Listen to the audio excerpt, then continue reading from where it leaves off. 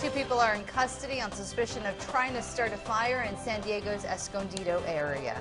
Plus, Pinyon Pines triple murder suspect Robert Pape will be in court today. And tickets for Coachella Fest go on sale today.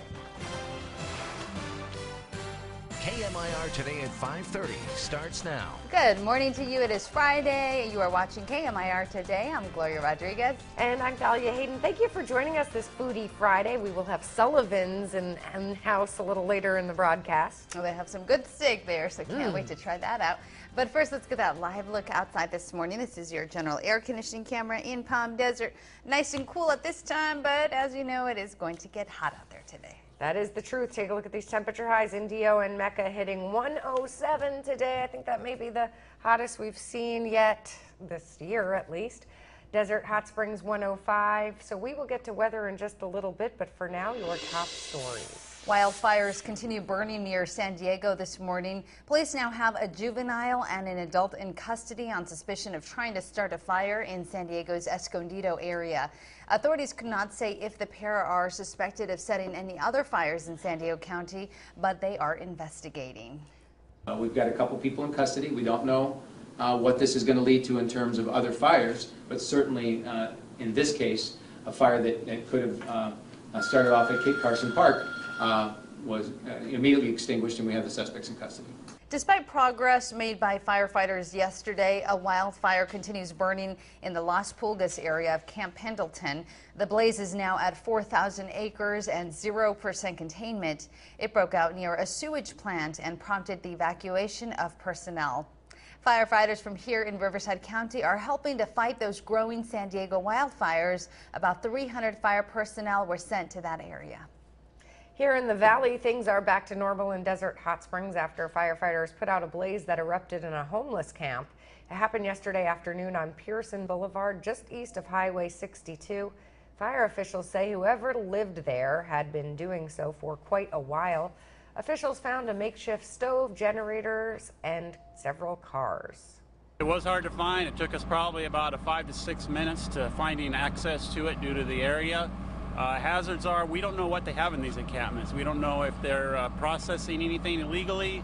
We do not know if they brought in anything of a hazardous material.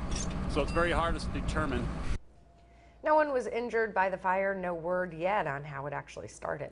Stay with KMIR for continuing coverage of Firewatch 2014. Here in the valley, it is really heating up. Meteorologist Greg Bennett joins us to tell us all about the heat. All right, today is the big day. High pressure, sunshine, major warm up. We've already got the upper 70s and low 80s out there for your morning commute. Usually around the low 70s and upper 60s, so you know the warmth is already out there. Nonetheless, for your commute, it is very nice to see these upper 70s. But as we progress through the day, it's going to heat up very quickly. 9 a.m., 91 degrees, 98 by lunchtime. 105 degrees expected to be your high temperature. We'll get more involved with the heat here across the Coachella Valley. That's coming up in your lifestyle weather forecast. Greg, we have an update on the Pinyon Pines triple murder case. Robert Pape is scheduled to be arraigned today in Indio on murder charges. He and another man, Kristen Smith, were charged with the 2006 killings of Vicki Friedley, John Howard, and Becky Friedley. Pape, who is also Becky's ex-boyfriend, is eligible for the death penalty if convicted. He is due back in court on June 13th. Gabriel Cardoso was found guilty of murdering a woman and shooting two men at a Cathedral City house party 3 years ago.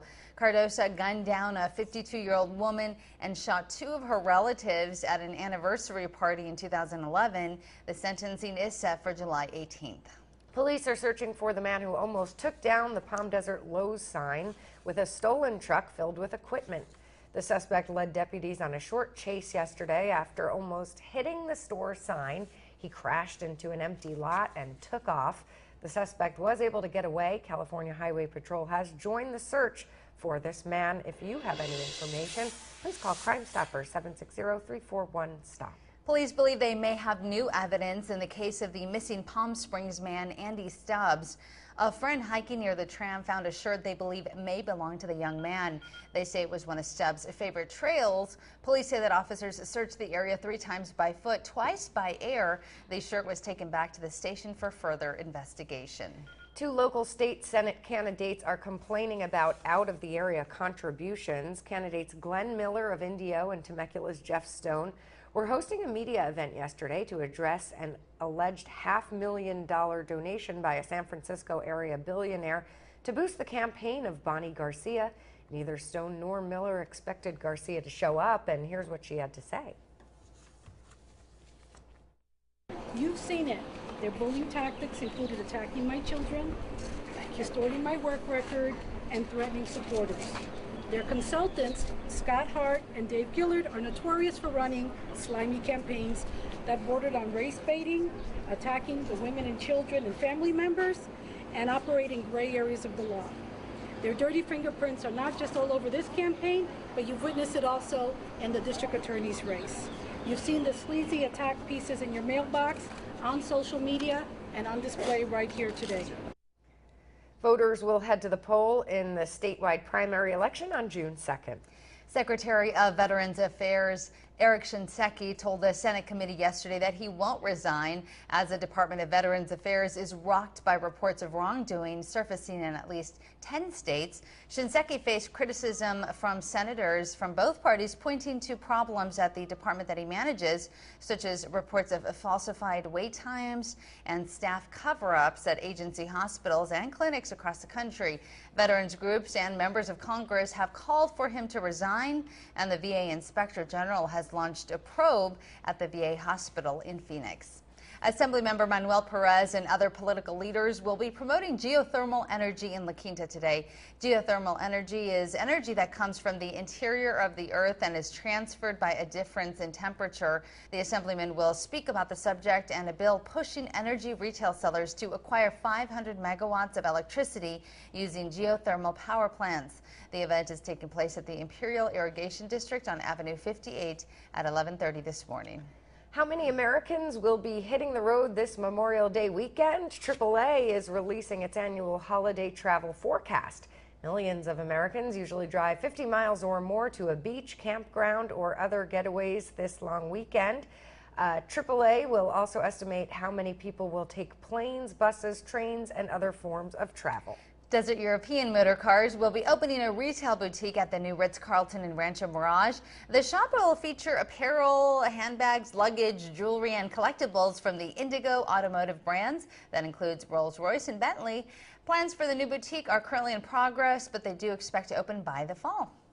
Today is the day you can get your tickets for next year's Coachella Valley Music and Arts Festival. Advance tickets for both weekends of Coachella go on sale starting at 10 this morning. General admission passes are $375. VIP passes $799. Performers for the 2015 festival have not yet been announced. Donald Sterling is not going away quietly. According to multiple media reports citing unnamed sources, the banned LA Clippers owner has told the NBA that he will not pay a $2.5 million fine for racist remarks. He plans to sue the league if his punishments are not rescinded. These reports have not yet been confirmed. In an interview with CNN earlier this week, Sterling repeatedly denied that he is a racist, and he's in a whole lot of hot water. Drama continues. Coming up after the break. Summer is just around the corner, and we have some tips to get you where you want to go for a cheaper price, so stay tuned to hear those tips.